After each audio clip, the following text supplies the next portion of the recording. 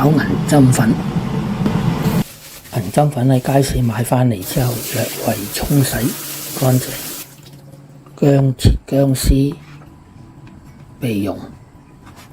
肥牛約莫5條，將佢切開，跟住放喺碟度，加入1茶匙嘅鹽，將佢略為醃一醃。菜心少許，清洗乾淨後備用。煲一大鑊嘅水，水滾啦，放啲銀針粉落去，飛水大約5分鐘。主要作用係去咗銀針粉表面上嗰啲油，倒去熱水，預備1隻雞蛋，用筷子將佢攪勻。落油，個鑊熱咗啦，跟住放啲蛋液落去，見到啲蛋液開始凝固咗啦，咁我哋就反轉啲蛋液，跟住就可以滗起佢啦。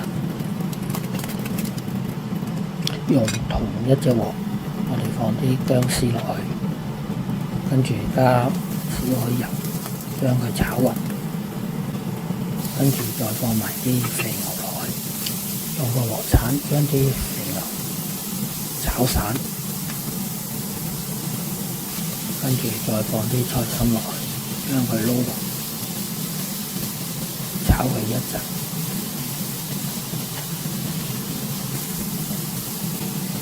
加入少少水，快炒佢一陣，跟住就冚蓋。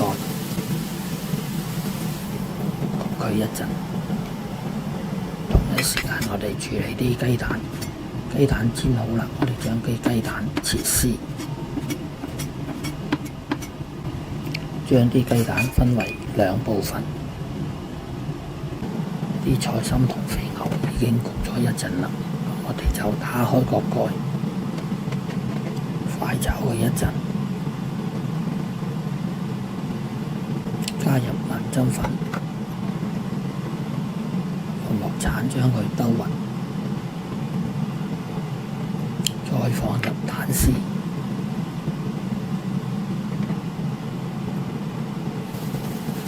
加入2茶匙嘅蠔油，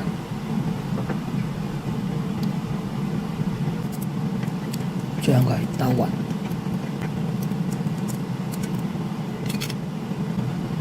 再加入2湯匙嘅豉油。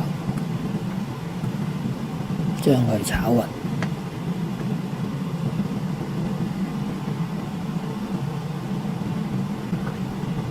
咁樣就可以滗起佢㗎喇。